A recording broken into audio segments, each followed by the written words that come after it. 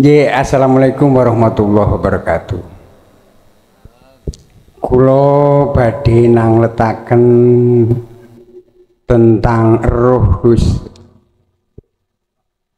roh hakikatnya suci, bersifat samawi. Maksud saya itu sepak terjangnya roh itu bagaimana sifat-sifatnya, terus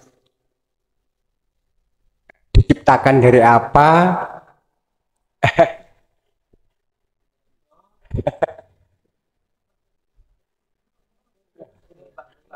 Iya, iya. Makanannya apa, Gus?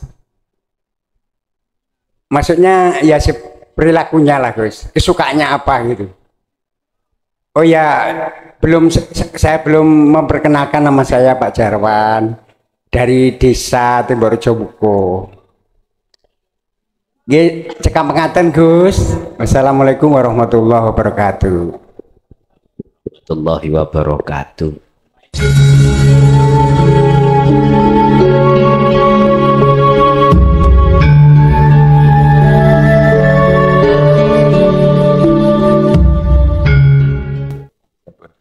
Assalamualaikum warahmatullahi wabarakatuh.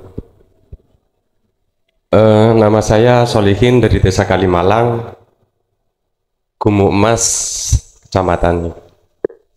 Di sini saya mau bertanya. Di situ tadi diterangkan semuanya orang baik ataupun orang buruk, semua membawa ruh atau juga nur. Dan seseorang atau manusia, insan, yang ruhnya bisa bertemu dengan nurullah atau nur kuasa ilahi, dia bisa nyampe di innalillahi wa inna ilaihi raji'un. Dan ketika ruh yang tertutup oleh kaun atau syahwatud dunia itu nanti setelah meninggal dunia sang jasad, itu kemana arahnya? Cukup itu saja yang saya tanyakan. Kurang lebihnya mohon maaf yang sebesar-besarnya. Wassalamualaikum warahmatullahi wabarakatuh. Waalaikumsalam warahmatullahi wabarakatuh. Tolong dikoreksi lan dicari tentang masalah alam barzah ning Quran nggih. Bisik nanti kula bahas tapi kula lupa ayat surat nopo ayat keberapa. Ngeten bunyinya.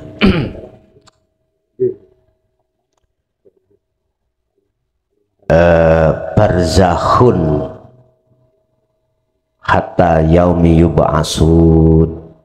Coba dicari, tolong nanti dikasih tahu itu surat apa, ayat berapa. Ngeten. Semua jiwa di dunia ini pasti akan mengalami satu kematian. Ketika dia sudah meninggalkan dunia, dia masuklah dalam alam barzah. Barzah dimaknani sebuah dinding yang tebal. Tatkala ruh itu sudah ada di dalamnya, tidak akan bisa keluar ke dunia lagi atau ke akhirat sampai pada waktu yaumi yub'atsun hatta yaum yub'atsun, sampai pada hari dibangkitkan. Kalau melihat kalimah barzah,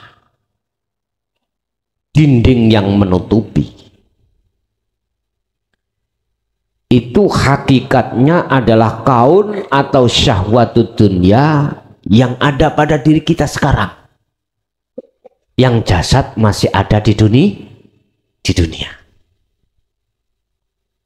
Sampai kapanpun alhaakumut takasur,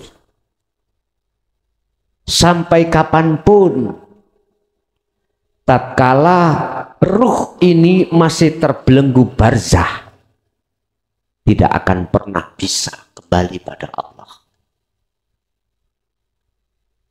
Di dunia, saya mengatakan secara syariat di dunia. Kalau hati ini masih terbelenggu kaun, itu barzah sebetulnya. Sampai kapanpun ruh ini tidak bisa makrifat pada Allah. Niki wis rumus, Pak. Sama halnya ini. Tatkala aku melihat bayang-bayangku, mesti mengatakan bergerak, lama tadi. Dan saya menuduh bahwasanya bayang-bayangku, bayang-bayang tangan ini punya sifat gerak, ya punya sifat wujud. Karena saya melihat bayang-bayangnya. Kalau saya melihat bayang-bayangnya, otomatis saya tidak bisa melihat tangan ini. Kalau hati saya itu melihat kaunnya, maka justru dengan kaun itu akan menyilaukan hati saya, mata hati saya, sehingga tidak bisa melihat Allah. Sampai kapanpun. Makalah kemarin, bulan kemarin, diistilahkan Syekh Ibnu Athaillah ini.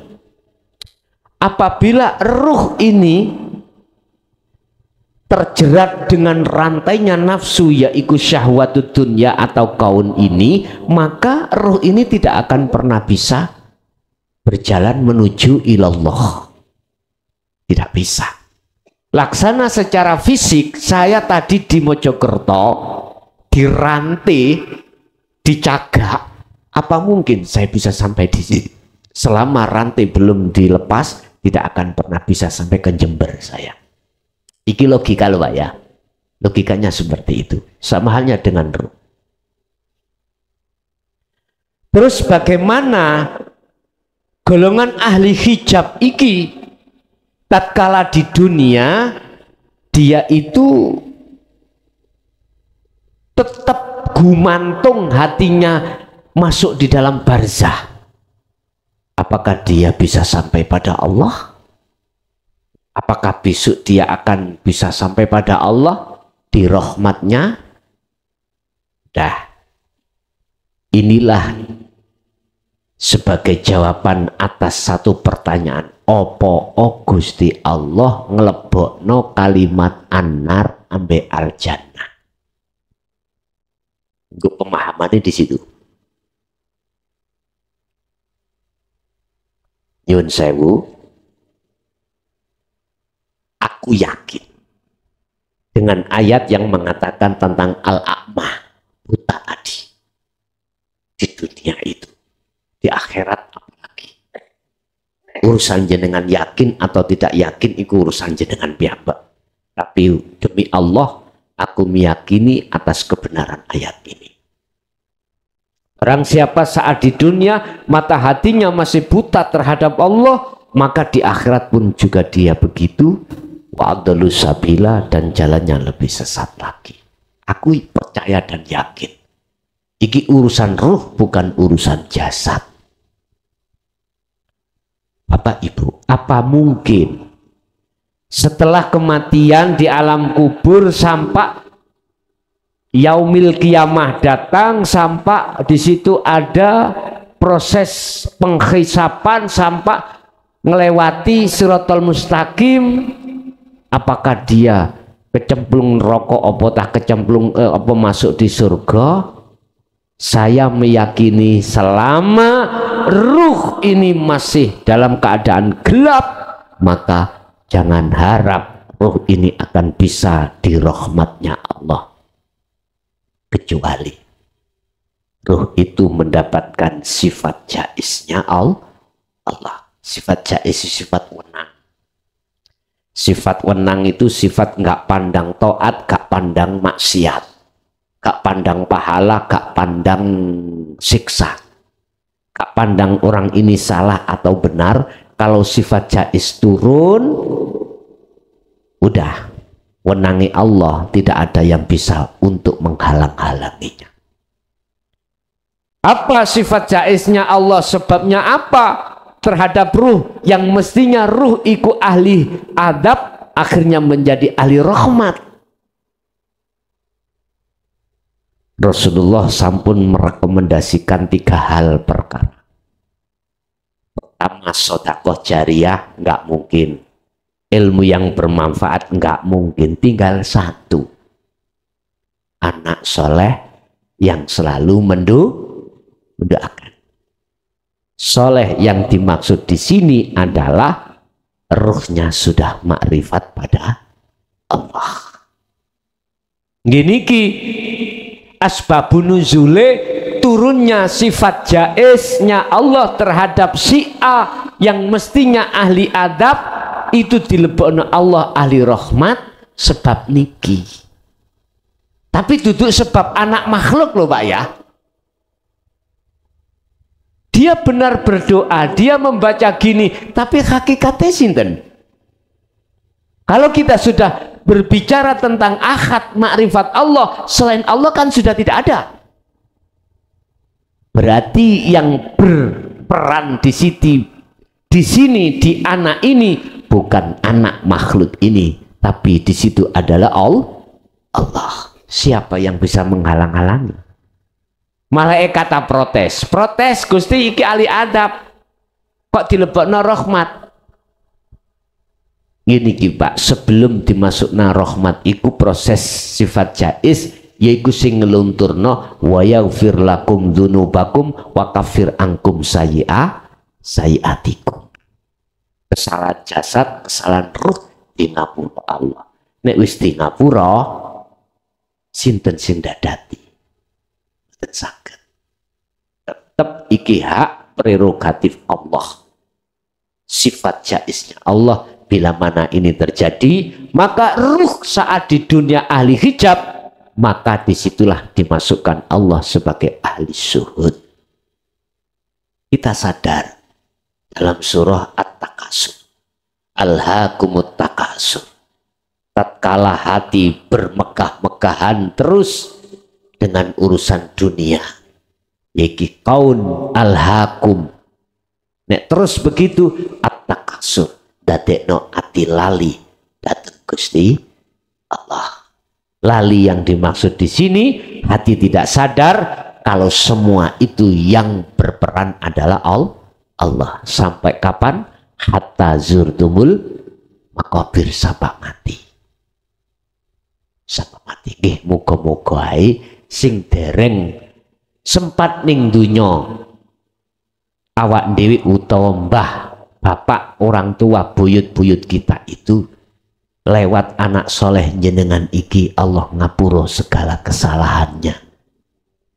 Sing penting jenengan purun nyebat teng mriku. Mangkane apa sih wong ngundang tahlil iku gak situk loro tok. Oh wakeh. Iku asline bek-beke ana waline Allah. Sebagai ganti awaladun solihun yad'ulah. Kita tidak tahu mana waline Allah. Kita pandang dia tukang ngarit, tukang ngopo. Siapa tahu hatinya menjadi kekasih. Loh, kita undang. Bek ono sing nyaut, lho ngoten lho. Dene kana blas, ya wis keblak kimbing. Lho ngoten mawon. Lah ngoten sih. Bapak Ibu hadirin rahimakumullah. Doa yang bisa diterima oleh Allah adalah antara yang berdoa dengan yang didoa itu adalah khodur. Wong njaluk iku bakal diwenehi, wong sing njaluk iku kudu duwe etika tata krama nang sing dijaluk. Ibarate sampean iku utang nang wong kok meksa, aku yakin gak diwenehi. Nek sampean iku mang berbahasane bahasa etika, muncullah sifat kasih sayang. Akhirnya wis kena-kena hayakmu nyaur. Nggih, basa wis gak iso nyaur, ya wis tak bebasna. Lah wonten nanti yang ngeten iki. Lah karena punya etika. Tapi nek sampean gak punya etika, moro nang omah, blok utang duwike, kamak mau mesu-mesu. Ya Allah, ditemoni tok untung. Nek gak percaya jajalo. Ayo jajalo. Aku yakin seperti itu. Begitulah antara kita terhadap Allah kudu punya etika. Apa etika nih? jenengan kedah liko dateng Gusti Allah. Ya sing njaluk iku kudu ngerti sapa sing dijaluk. Lha ngaten Pak. Jadi khusus bagi ahli hijab, ruhnya ini selamanya tidak akan pernah dia itu terbuka sampai kapanpun. Khalidina fihi abada. Bahasa Quran itu selama-lamanya dalam siksa. Kecuali mendapatkan sifat jaiznya Allah. Lah mumpung durung cek ndak apa ngerepotno wong liya, wis saiki ae dhewe-dhewe ayo kita belajar untuk membersihkan kotorane hati. Innallaha yuhibbut tawwabina wa yuhibbul mutatahhirin. Nggih, wonten melih monggo.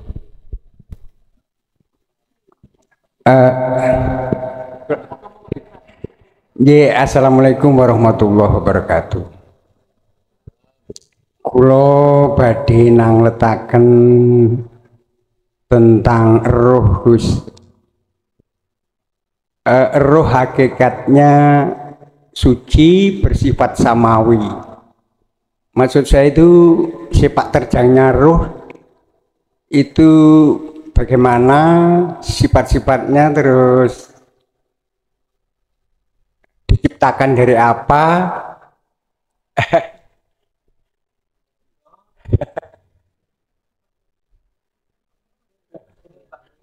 Iya. Makanannya apa, Gus? Maksudnya ya perilakunya lah, Gus. Kesukaannya apa gitu. Oh ya, saya belum memperkenalkan nama saya Pak Jarwan dari Desa Timborejo Buko. Nggih, cekap pengaten, Gus. Wassalamualaikum warahmatullahi wabarakatuh. Warahmatullahi wabarakatuh.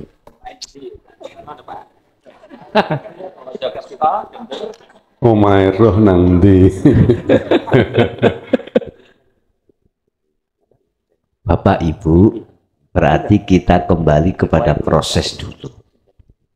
Sangkan paraning dumadi. Niku sampean sekalian pateni lah srit. Asal muasalnya ruh iku sangka ndi? Cara diciptakno Allah iku teko apa? Gitu. Terus mangane yo apa? Loh, sinten sing jawab menyan mang? Pun Pak. Iki kita bahas dulu, sangkan dulu. Bahas innalillah. Memang di situ di Quran sampun jelas terkait penciptaan Adam atau penciptaan anak putu Adam. Di situ ada dua kelompok. Pertama kelompok jasmani yang kita sebut, kedua kelompok roh atau rohani. Jasad Nabiullah Adam secara langsung dari tanah liat. Kita anak putu Adam jasad secara tidak langsung juga dari tanah liat, cuman prosesi dadi mani lah ngeten nggih dan lain sebagainya. Karena makan ini teko tumbuh-tumbuhan gini akhirnya jadi yang namanya sperma. Bapak Ibu, yang kita bicarakan malam hari ini adalah ruh. Kita kembali kepada ayat yang mengatakan wa nafakhtu, dan kutiupkan ruhku. Mohon maaf kemarin ada perdebatan. Ada yang mengatakan ruh itu makhluk. Ada yang mengatakan ruh itu bukan makhluk. Kalau nggih selending-selending pireng. Wis kata sebut namanya ya. Wis biasalah ngoten niku khilaf niku biasa. Dasar dikatakan ruh itu makhluk karena kelebu yang diciptakan. Yang diciptakan iku makhluk, yang menciptakan iku kholik, Allah. Nah, ngaten nggih. Dan ini tidak sama. Sehingga dengan dasar itulah beliau mengatakan bahwasanya ruh itu adalah makhluk. Wis. Tonggo sebelah mengatakan bukan makhluk. Nah, wis iki konceng iki. Kemarin sempat islah. Dalam satu forum, satu meja. Wis kata sebut merek lho Pak ya. Enggak usah. Tapi bagi saya kedua-duanya tidak salah. Karena saya memakai kacamata dua. Kacamata syariat dan kacamata hakikat. Kacamata hakikat yang mengatakan bahwasanya ruh itu bukan makhluk, itu di posisi mana? Wa nafakhtu, dan kutiupkan ruhku. Niki sampai pun jangan sampai mempunyai pengertian berarti Allah punya roh. Lho aja ngono. Iki ya sik sewamar niki, Pak. Sik samar. Umpama kula jelasne aja kondok-kondok ah. Loh, iya ya ditulis ya. Wis tak nisbatno mawon. Ketika saat di zona ahad itu kan nggak ada nama. La ibsarun wa mubsarun wa basarun. Kalau di zona ahad musyahadah tidak ada yang melihat dan yang dilihat dan mata untuk melihat. Aran Allah tidak ada. Aran ruh apalagi. Terus aran apa? Si tak takoi sampean arani apa niki? Ojo ndelok sing kedep-kedep iki. Iki lho si tak gerabak niki lho, Pak. Hawa, oh gak iso. Enggak bisa. La ibsarun wa mubsarun wa basarun. Bisa babi bila ismin walaftin wa kalamin wa suwarin.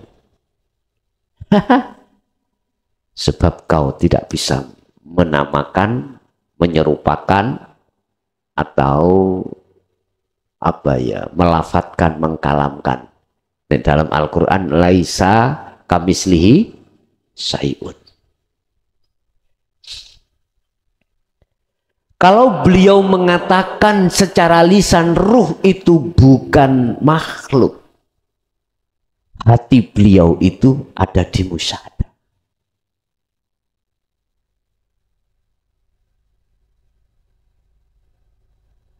Sebab kata-kata makhluk ini kan sik njaba to, Pak. Sik njaba. Kita tidak tahu. Beliau ketika saat berkomentar ruh itu bukan makhluk. Kacamata mana yang buat kita melihat? Bila mana kacamata hakikat makrifat ini di dalam musyahadah, gak salah. Tapi yang pertama tadi, yo gak salah mengatakan ruh itu adalah makhluk. Ya. Ibaratnya ana wong gelut, kudu ana jurine, ngoten lho. Wasit ta niku. Wasit. Dadi wong syariat iku yo gak salah masih roy ketutup kawin sebab kelasé kuno. Sing gawe ngono ya sapa? Lah gak tengkar paling ngeten iki ya. Aduh. Tapi suatu saat iku kok ana proses sebab kita dulu ya seperti kuwi. Kita dulu juga seperti itu mengalami proses seperti itu, Pak. Wis. Bahasa ucapan mawon nggih. Allah. Niki pun diterjemahno sing aneh-aneh ya. Mari Allah itu Nur Muhammad. Mari Nur Muhammad aran ruh, mari aran ruh aran insanul kamil. Inilah yang dimaksud innalillahi. Wis koma ya wis tak tulis ae kita baca wetok babah wah dilokno wong ndak wis nyene penggaweane dilokno wong kok. Pak gosoki Pak nggih.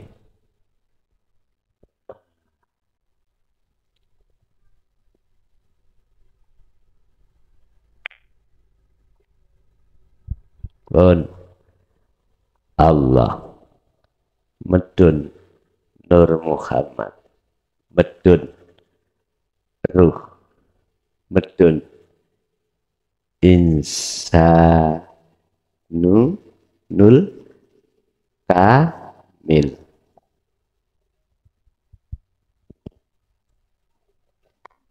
Aran Allah yang kesemuanya baik ini itu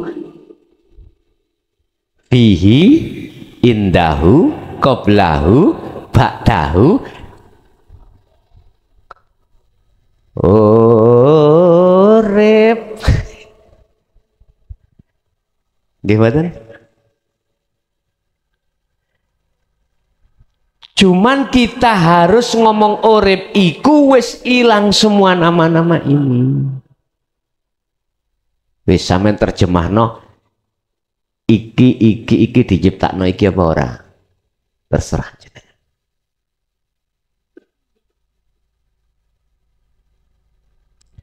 Iki proses innalillahi. Jare wong Jawa sangkan. Piye paraning dumati? Piye carane wa inna ilahi rajiun? Lebarkan nama-nama ini. Anakkan semuanya ini. Ini tidak direkom loh Pak ya. Ini tidak direkom dalam akal, tapi direkom dalam hati di dalam Al-Qur'anul Qadim.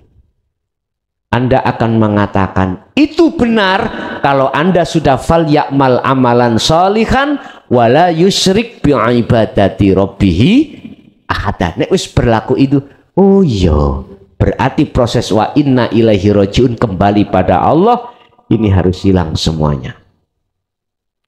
Akhirnya muncullah illa nuhi ilaihi annahu la ilaha illa ana. Berarti tajalli. Cetok? Berarti tajalli. Apa? Menetapkan keakuannya Allah. Hidup yang kumaksud bukan sifat, hidup yang kumaksud bukan sebuah nama, hidup yang kumaksud itu Anda tidak akan bisa menyebut, menggambarkan, melafatkan ataupun mengkalamkan, boten saged. Terus panganane opo? Ngaten nggih. Iki panganane rasa. Gandeng kalih ayat wa ma khalaqtul jinna wal insa illa liya'budun. Menyembah berarti isek menyembah lewat rasa, berarti daharane rasa akhir ketemu urip. Kalau ana kitab sampai jengking angel amin boten temu, ngapunten. Kita juga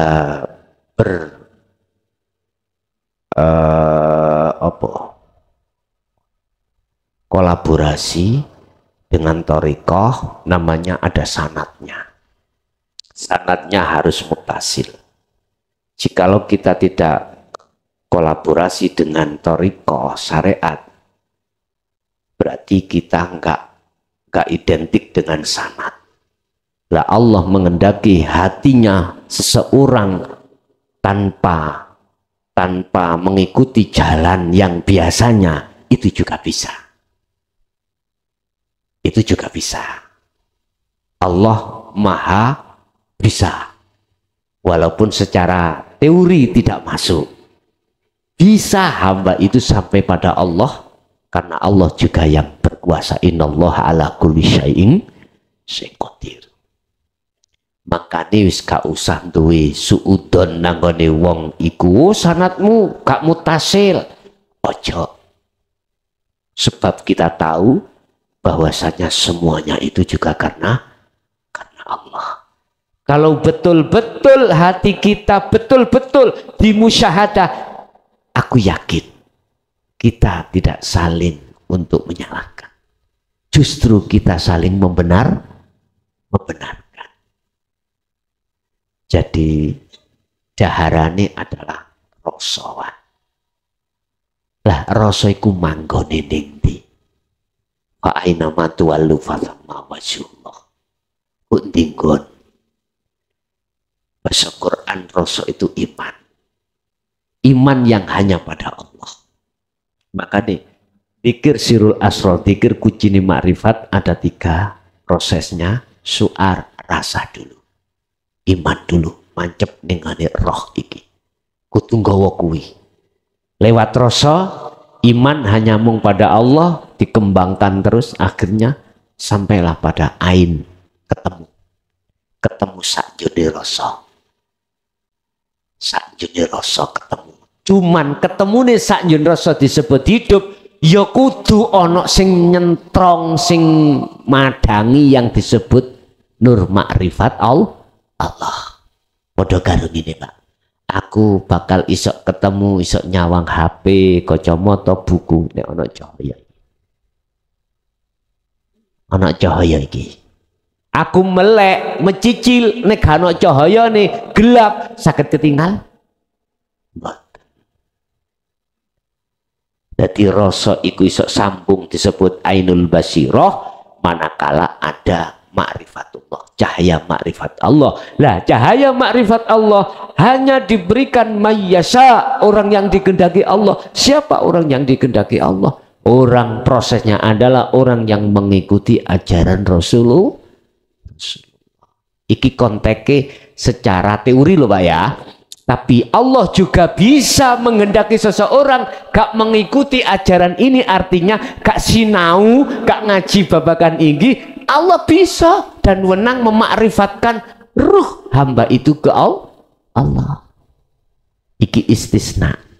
Ini yang dikecualikan. Kita nggak usah ngikuti ranahnya Allah, haknya Allah nggak usah. Yang penting kita percaya Allah bisa segala-galanya. Makanya kalau nak diwaiku belajar husnudon, Pak. Terhadap siapapun belajar husnudon. Belajar husnudon ne api nang Allah, ne api wong iki nang Allah, ne api Allah. Belajar terus, belajar terus. Bapak Ibu hadirin, gak takok wedok apa lanang, mboten nggih, Bang. Wedok apa lanang. Sesebutan jaler, rijal, rajulun, utawa wanita, nisa, utawa mar'ah, iku sebutane jasad, Pak. Tengeri nggih wonten lepek ambek hulet nek iku tok. Iku ane eruh mboten, Pak. Mboten. Yo gak lanang, yo gak wedok. Kuwi niku sebetulnya adalah sanepan, Pak. Sebab daharane roh ambek daharane jasad iku beda banget.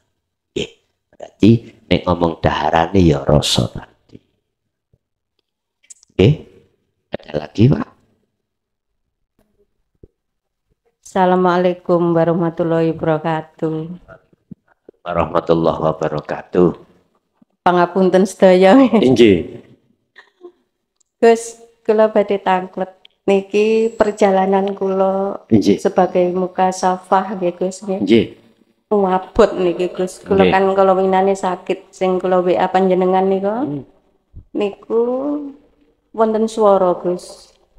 Gundul ndasmu ngoten Gus. Niku kula gundul Gus. Nggih.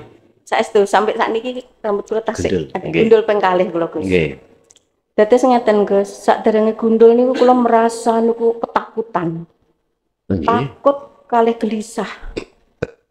Dados begitu kula gundul niku terus mboten gelisah Gus kula, mboten takut nggih niku.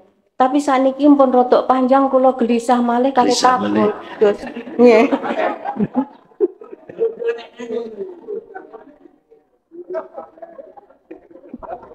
Wis pundi niku Gus kula kok ngoten nggih Gus. Ngaten. Sampun nggih. Nggih, sampun ngoten kemawon matur mbah nuwun Gus. Assalamualaikum. Waalaikumsalam warahmatullahi wabarakatuh. Kita diajarkan di hukum syariah tentang haji. Ya.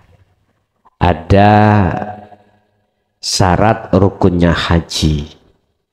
Di situ ada niat, ya, ngambil mikot, ya, terus tawaf, terus sa'i, terus tahallul. Di situ kan disebutkan sebelum berangkat diomongi labbaik Allahumma labbaik. Aku datang memenuhi panggilanmu ya Allah. La syarikalah. Aku datang pun tidak membawa persekutuan. Nah, ngeten nggih. Kita diundang Allah untuk bertemu Allah. Kita diundang tetangga, maksud dan tujuannya kita hadir untuk bertemu yang mengundang. Saya tidak bertanya apakah Anda sekarang hari ini kan masa haji tuh Pak. Apakah Anda di sana ketemu Allah? Enggak, aku gak takok ngono. Wis ro jawabane kok. Makanya mengapa di dalam haji niku ada dua, mardud dan mabrur. Mardud ditolak, mabrur diterima. Jenengan nekani undangan tetangga, ketemu sing ngundangi diterima. Sampean tekan nang undangane tetangga sampean gak ketemu wonge, merga gak kenal wonge sing ndi, itu namanya tidak diterima. Udah. Saya nggak bicara niat, nggak bicara tawaf, nggak bicara sa'i, saya bicara sesuai dengan pertanyaan jenengan tahallul. Apa tahallul? Mencukur rambut itu sebagai rukun sahnya haji. Mengapa dimasukkan di situ? Padahal haji maksudnya bertemu. Gini Pak, tadi saya katakan, tatkala di dalam cinta, di dalam hatimu masih ada cinta selain Allah, Allah tidak akan menerima cintamu dan kau tidak akan dijadikan sebagai kekasih.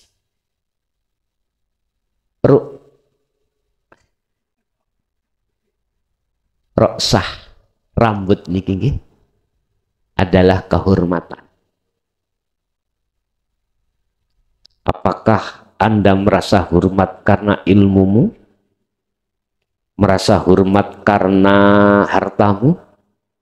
Karena istri suamimu? Anak-anakmu? Apakah kau merasa hormat karena jabatanmu? Jikalau itu terjadi pada hatimu, hakikatnya kau belum tahallul. Mestinya itu harus dipotong, dihabiskan. Seret. Sebab nyun sewu Pak, segala jus apa yang ada pada diri badan itu mungguin nafsu, dijadikan awal untuk membisikkan hatimu untuk beriman terhadap selain Allah, untuk melalaikan Allah. Mata memandang, nafsu mlebu jeret, oh sing ayu iku si A, oh sing bagus si B, sifat jamalnya A dan B. Diterima ning akal, akal ngomong nanggone hati, hati roh percaya yen sing ganteng, yen sing cantik itu kae A dan B. Akhirnya hati iki percaya ambek bisikan kuwi. Terus maka inilah yang disebut kita telah tersesat jalan. Lewat telinga suara, lewat hidung bau, lewat lesan ucapan, apapun, dan lain sebagainya. Melihat dari kejadian jenengan tatkala sudah sampai gundul iku nyaman, cukul lagi dawa maneh ning ati gak nyaman. Niki tak jawab, Bu. Manakala bisikan itu sampai ningali Allahnya, berarti hati sampai duduk di tajalli lo ya. Pasti jenengan itu tidak akan kena efek gundul lan panjangi. Artinya apa? Sama. Modal kayak gini, sama dengan begini. Saya itu nang Allah lalai gara-gara saya itu masih bersosialisasi dengan sesama manusia.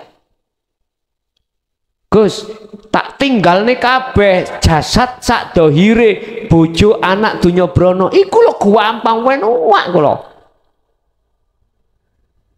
Apakah ini salah? Cara jenengan wis gak ono rambutnya belas lho Bang lho ya. Cekak rumangsa piye-piye ngono nang awake. Dadi nang Allah jakni anteng. Kula nggih mboten ngomong salah, nggih mboten ngomong bener. Ngomong kula sakarepmu. Ya. Kula mboten ngomong iku salah. Kula nggih mboten ngomong iku bener, iku sakarepmu. Sebab aku gak iso sesuatu apapun karena iku wis dadi kudrat lan iradahe Gusti Allah. Nek kula sampeyan jauhi pendapat ngoten jawaban kula jelas Bu nggih. Dadi nek niku wau ana mukasyafah bisikan iku tadi weling kula ngeten motivasi kula. Wis, apapun yang timbul yang sampai dengar baik langsung telinga dohir maupun telinga batin, wis saran kula lenggau ning tajalli Allah. Aku yakin walaupun mukasyafah gede ya apa nggak akan mempengaruhi mana panjenengan terhadap Allah. Aku yakin itu. Sami kali ini lah kan makom mukhadoroh tau iki kau. Dunia saisi ini lho Pak. Dunia saisi ini kan mukhadoroh niki. Lah iki ya iso uga mempengaruhi nyilaukan hati panjenengan akhirnya tidak bisa makrifat Allah. Bisa jadi enggak itu justru sampai jadikan sebagai buruk tumpaan untuk bertemu Allah. Tinggal kita duduk di takholi atau tajalli atau kita melihat Allahnya atau tidak. Hari ngoten tok mawon. Sehingga ketika rambut sampean panjang, nek sampean ati sampean duduk di tajalli, aku yakin Bu tidak ada kegelisahan dalam hati. Aku yakin. Ya niku wau lho. Kula disiriki tangga misale. Kula nggih kedan jawab sapa ya sing gawe ngono. Mun tenang nek ngoten. Nggih.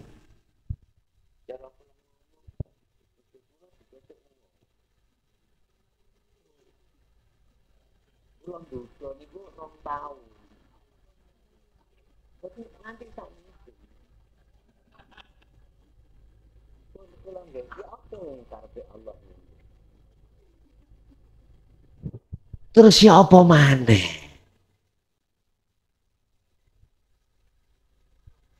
Allah mendatangkan ujian yang terberat bagi kita seorang suami adalah istri. Bagi istri adalah suami. Kedua adalah walbanin anak. Ketiga adalah konatiril mungkontoroh dunyobrono. Yang semuanya itu secara batiniah harus tidak boleh bercokol angkruk-angkruk dalam hati. Nek ngomong sifat menungso nih, Pak, yo gak iso lali, Pak. Nek gak iso lali mesti mesu mbok nih.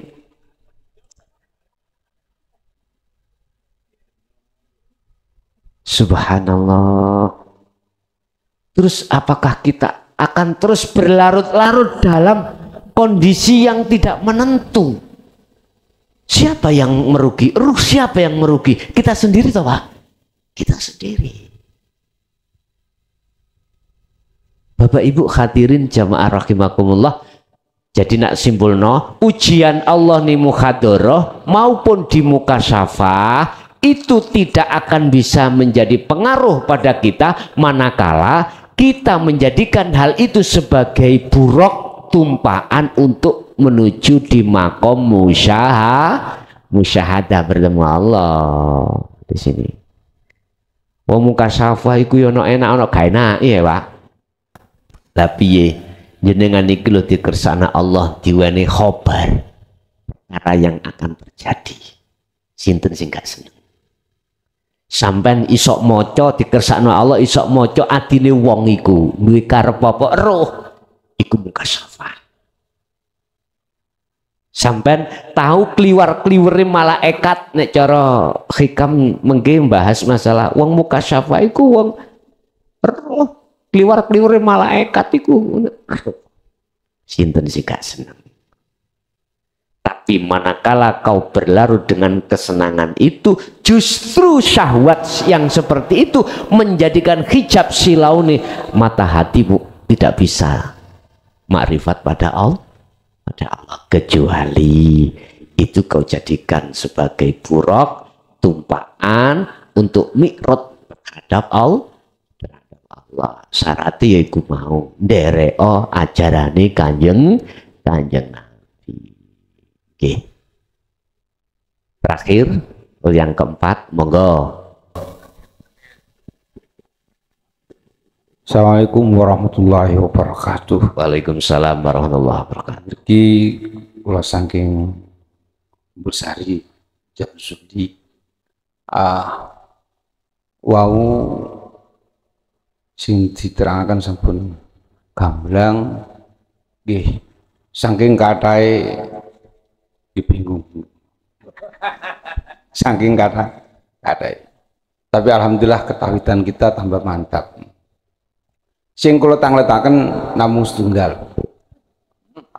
Tujuane sedaya meniki ingkang rawuh insyaallah sami. Pengin teng makom napa malih teng Siril Asra. Wau Gusti matur ahli zuhud. Ingkang kula tangletaken langsung kemawon. Wa ma ta'rifut zuhud. Pelanggarane zuhud niku napa gak gelem bojo, napa gak gelem mboten napa insyaallah nek saged menjelaskan zuhud ya kita bisa mengukur kadar iman kita sampai di mana insyaallah maka tangguh. Karena nek masalah kaun atau masalah Siril Asr kalau nggih mboten gayu soalnya alladzina yu'minuna bil ghaib kita sudah yakin yang yakinnya. Tapi kalau nyuwun penjelasan sehingga kita tertarik menuju kepada khosyah atau Siril Asr itu tentang masalah zuhud. Insya Allah kita sedoyo ingkang rawuh niki masuk di zuhudnya apa wirainya atau sabarnya. Nggih, monggo katukan. Nggih. Mungkin di sini nanti ada momen bab pasal tentang zuhud. Tapi mboten apa-apa kula kupas titik. Sebelum kami membahas tentang zuhud, mahwa al-juhdu. Apa sih zuhud itu? Kita perlu mendalami terlebih dulu tentang al-ubad. ahli ibadah atau amaliyah. Itu satu ada kaitannya dengan jasmani, amaliyah ada kaitannya dengan rohani. Zuhud kalau kita masukkan di dalam jasmani itu ya, jangankan perkara yang haram, subhat pun harus kita jauhi. Laksana kalau boleh ingat perilaku Mbah Ud Pagerwojo Sudarjo niku Pak, nek mantun klambi didamel diumbah ngepene niku mboten teng memean ngeten, ndukur pring.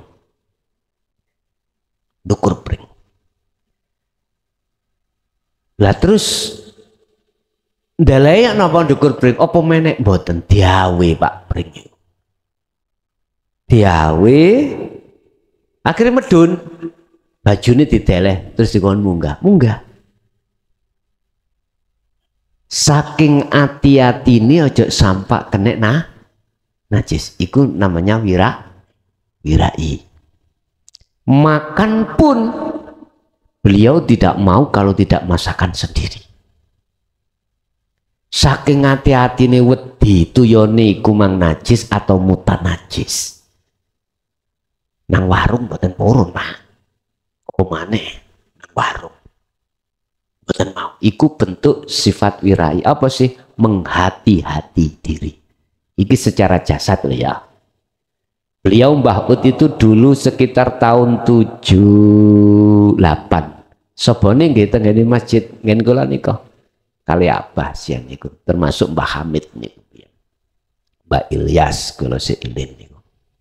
Ya wong telu iku gegeran masalah jeneng mukhlason niki. Asline jenengku niku Nasihin. Teko abah niki Nasihin, tapi wong telu gak setuju, gawe geran akhirnya dintak tung jenenge mukhlason.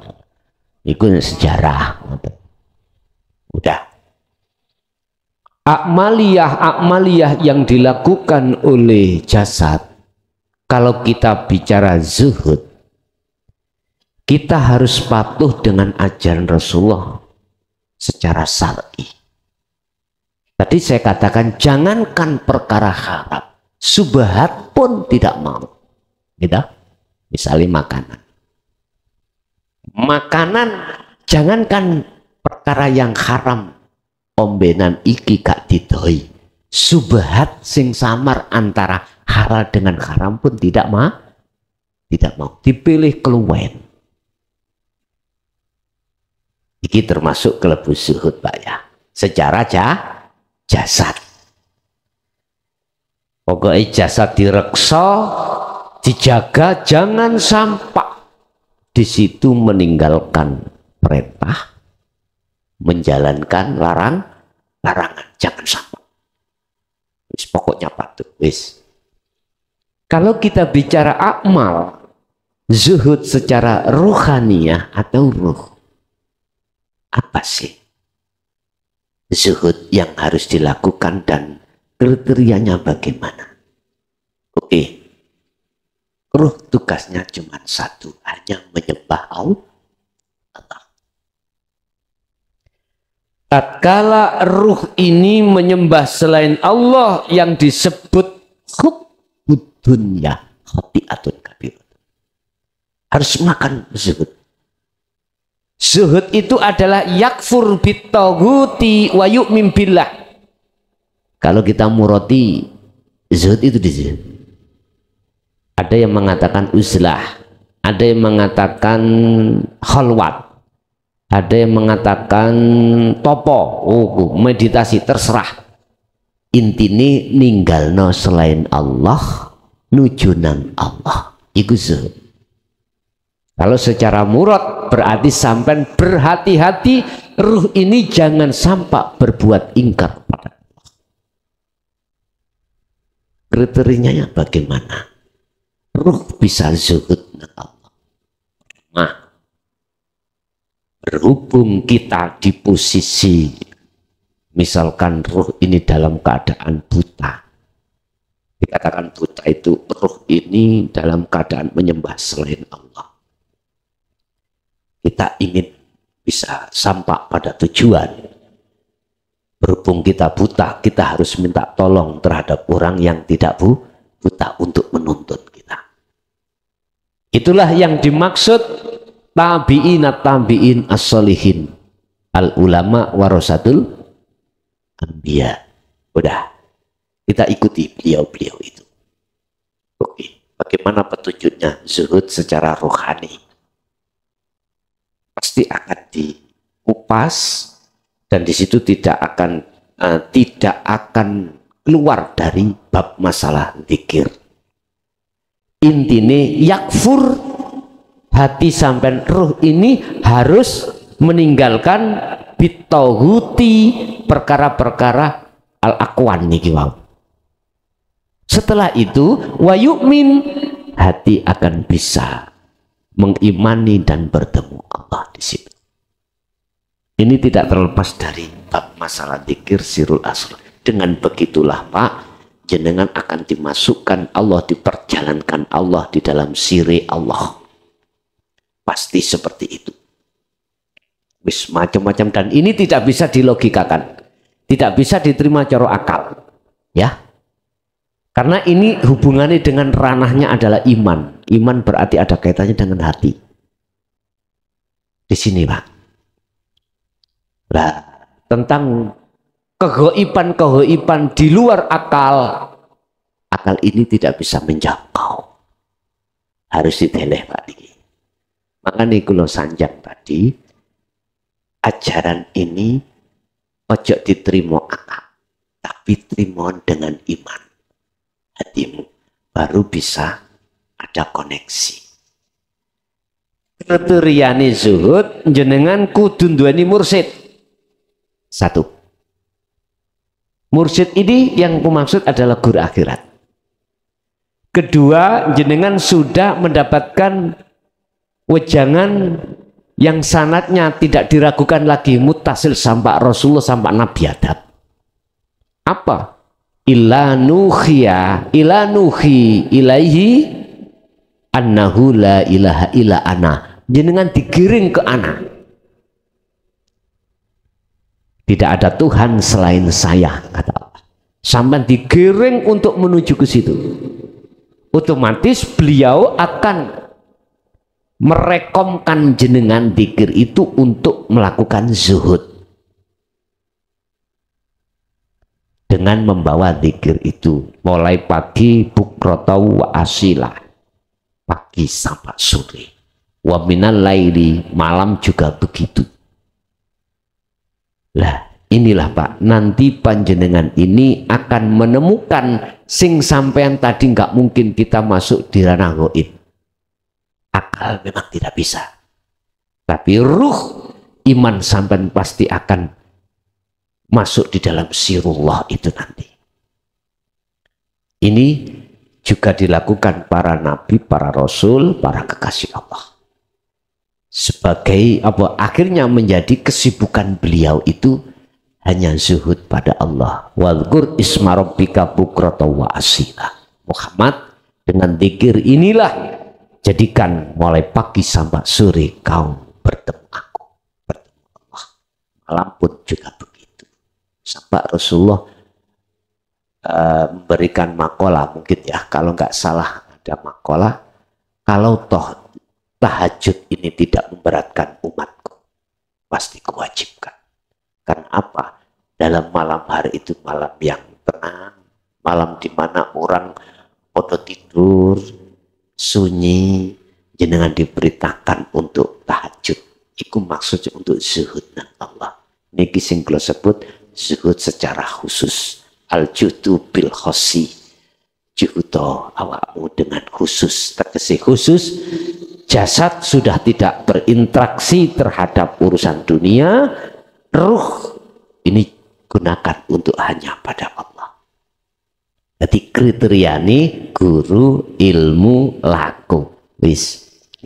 Inti daripada zuhud adalah yakfur bitauhid wa yu'min billah. Hati meninggalkan selain Allah, dan hati menuju pada Allah. Bisa yang mengatakan uzlah, ada mengatakan hijrah, silahkan meninggalkan perkara yang disebut sebagai keingkaran menuju perkara keimanan. Masih kula dhewe ngene iki ya mantane wong kafir, Pak. Mantan kafir awak dhewe niki. Estu. Asli kafir temenan. Lho nggih niku prosesi ya. Innalillahi wis gembul kuwi teles ya gembul banyu. Panas ya gembul geni. Nek pengen gak panasan ya aja gembul panas. Tapi bahasanya Nabi Ibrahim, ya narukuni bardau wasalaman ala Ibrahim. Geni tapi gak panas. Iku ya apa? Sifat aslinya geni, nar iku panas. Tapi iso gak panas ya napa? Duduk geni niki lho ya. Nek geni iki sampean jempoknya meloncat sampean. Disebut panas perkara yang gak enak tekonan ati panas. Misuh-misuh bi amrin tadi adem wada'u ila rabbik bali nang pangeran. Berarti kongkon makrifat nang Gusti Allah. Iku Pak kriteria zuhud tadi seperti itu Pak ya. Jenengan kali kula kedah duweni guru akhirat ya wis diwejang ya wis dikenahno lakune, begitulah yang disebut zuhud. Apakah jasadnya itu harus meninggalkan sing ning ngarep? Kalau bisa seperti itu memang. Kalau bisa ya. Jadi walaupun nanti yang bertemu nang Allah iku ruh, jasad pun jenengan kali kula bagaimana iso taat nanggone syariat itu, sehingga mengapa Gusti Allah merekomkan esok sampai sore dohir gembul dunya ati gembul Allah. Lha wonten mriku nek bengi usume wong turu kabeh gak gembul dunya, awakmu gembul Allah di situ. Nggih saged ditampi Pak. Nggih Bapak Ibu hadirin jamaah rahimakumullah, itulah apa yang disampaikan Allah dari semua wejangannya Allah, ilmunya Allah, semata-mata kita sebagai hamba hanya berharap pada Allah menjadi ilmu yang bermanfaat, kita bisa dikersani Allah untuk menjalani sampai anak putu kita ila yaumil qiyamah. Lahumul Fatihah.